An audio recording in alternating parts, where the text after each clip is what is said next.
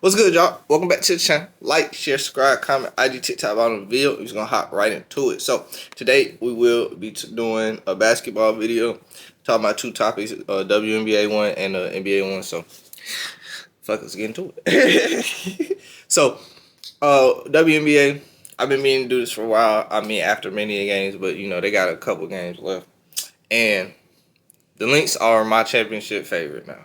I would like to say that. I don't think the Aces will repeat this season. I would say, you know what, they're champions. They do know how to turn it on in the playoffs, so you never know what could happen. You feel me? This is not an end all be all. But at this moment in time, what I'm seeing with the Lynx, they are my championship favorite. Now I know Olivia Miles went down tonight, but that's a raw angle. She good. She'll be good. Give her another game off, a couple days race. She'll be alright. They played the Valkyries tonight and won pretty handily. They were at one point up by like 20, but I want to say they won by like 8 or 9, something like that.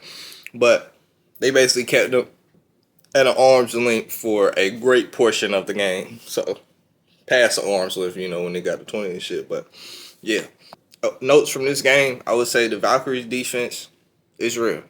It's really real. But so is the Lynx. Both one. The Valkyries, obviously we already know the Valkyries defense has been the best in the league all season. Obviously we know what they do defensively. I mean, I've talked about it before. Obviously, like I've always said, they're actually, they move like one for real. Like they're on a string. They're always move their feet well. You feel me? They just do a lot of things fundamentally well as a defense. They're very sound at defense. The Lynx, they just got talent, boy. I'm not they just got talent, but they got hella talent. Like, obviously, Nafisa Collier, she won Defensive Player of the Year. Okay, yeah, is she the reigning Defensive Player of the Year? Or that was 2 years ago? She's won the Defensive Player of the Year, though, obviously, so we know what kind of defender she is. But the depth that they have defensively when they can come off the bench, Coffee is a phenomenal defender. And obviously, she finished the game tonight in Miles' place. You got I don't wanna jack a name up and call her a big white girl, but she foreign, I'm pretty sure. But I know like what it looked like. I really just can't pronounce it. I'm not jacking it up. I just don't want to jack it up.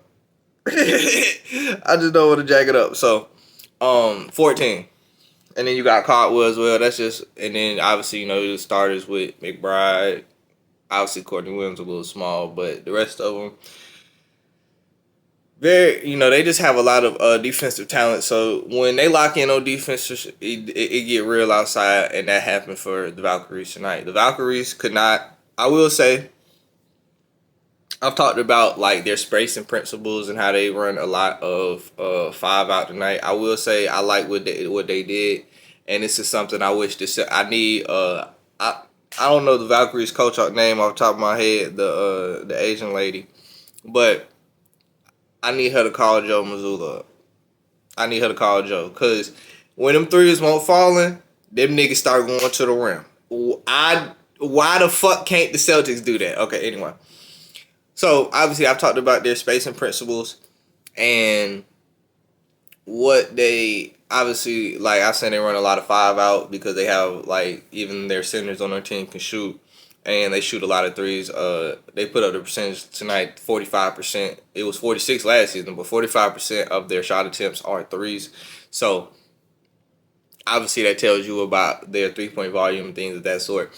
But that spacing, that created a lot of driving lanes for them as well. I know I just spoke about the Lynx defense, but it's still hard to have to guard all the way out to the 3, all 5 players, and guard the basket. That's just asking for a lot. So it created a lot of driving lanes for them. They would close out, over close out, pump fake, drive, layup. It happened a couple times though. It happened from Thornton. She got one from the wing and she finished all the way on the other side of the basket.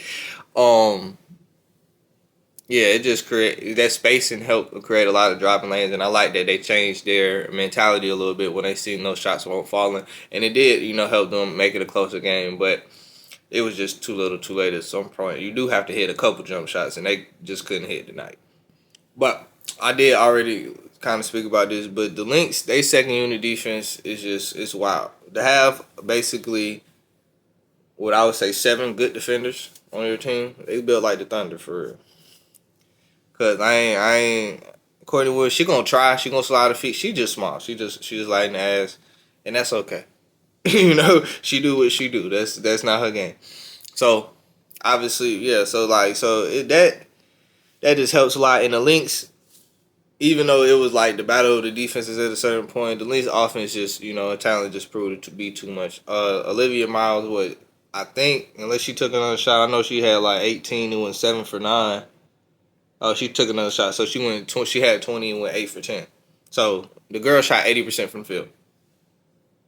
20, 7 and 5, 2 assists. I mean 2 turnovers. Like, come on now. Like, she hooping. Like, come on now. Obviously, you have Nafisa Carson. Nafisa had a decent game. I mean, she didn't shoot too well, but I mean 5 for 12 is not bad.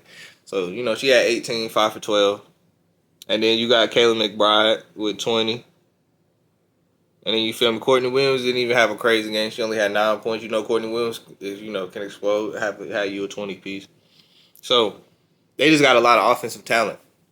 Obviously I don't think but I don't think the Valkyries have a lot of high end offensive talent.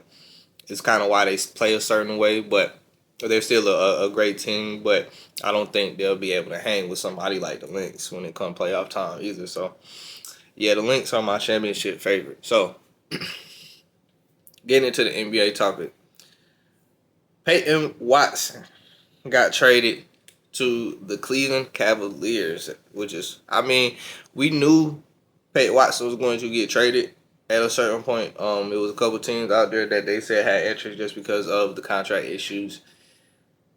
Even though he is a great talent, things of that sort, but Peyton Watson is going to be a Cleveland Cavalier. So I think this is a great move by the Cavs. Obviously, if you've been watching some of my basketball videos, the how to fix videos with the Cavs, they needed more, I would say, like athletic, wings and defense. Like it was kind of hard to tell who's going to start at that small forward spot for them in the next season.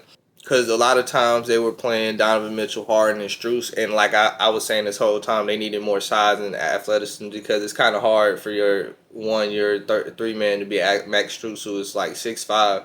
Yes, Max Strus plays decent defense and he tries out there, but he still doesn't have a great frame. He's not an elite defender.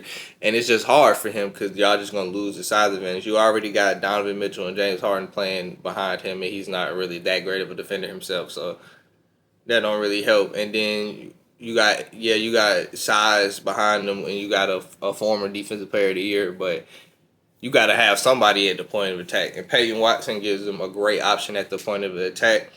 I'm interested. I mean, he did do a lot in his shot creation. I mean, a lot of improvement in his shot. I like solo shot creation, like on ball shot creation. But when you do watch a lot of his highlights is off off of Jokic. So I'm interested to see like what his game is like playing without Jokic. Not that he's not capable. It's just it's just going to look a little different than it did playing with Jokic. And I don't think Harden has officially signed back to the Cavs yet. I think Harden is still technically a free agent at this point, but at this point, obviously, he's going to be a Cleveland Cavalier. Probably, I mean, I'm putting really in the bet he's going to be a Cleveland Cavalier. So I don't know what the reasoning is, but yeah. But I think this fixed a very big hole in the Cavs team. And I'm glad teams are like finally fixing like their actual problems. A lot of teams I don't see address the problem enough, and this was a problem for their team that I think stopped them from going to the next level if they're as constructed.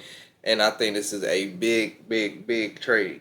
Because at a certain point, if you're gonna have Donovan Mitchell and James Harden in your backcourt, it's not one. I've already spoke my piece about the size and the defensive capability of backcourt. Usually you have to have one player in your backcourt to play defense, but they have zero. But we've seen this formula get a team to the finals before. We've seen Luka and Kyrie. Not saying either of these players are Luka or Kyrie at this point in their career. Neither of them. I mean, Donovan Mitchell's a dog, and he's probably better than Kyrie, but he's showing better than Luka.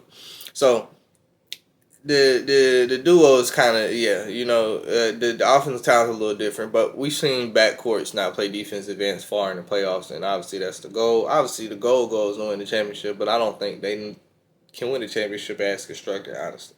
So if you're going to have them two in the backcourt, you got to have three other hellified defenders on the court to balance that out. So now you got Peyton Watson, who can be your point of attack defender. Obviously, you got Evan Mobley and Jared Allen size behind you. You probably the bench looking a little mid. Where you got Jordan Tyson, you just traded off Max Strus. Who else on that team? Dean Wade on Philly. Yeah, who else on the Cavs? Don't they still got Keon Ellis? Thomas Bryant? Tristan who? Mario, no. Trey Mann. I can see them trying to get Trey Mann some insurance. Oh, Sam Merrill. I forgot about Sam Merrill. That's a white ball. That's what I was forgetting about. So Jalen Tyson, Sam Merrill. Oh, they was playing Tomlin a little bit. They team good. They gotta get some more pieces off the bench though. I don't like it. So yeah, I think Peyton Watson, great pickup for the Cavs, but still don't know if this really does anything, especially, with the teams out east now. But that's all I really got to say. Like, share, subscribe, comment, IG, TikTok, bottom bill, and we out.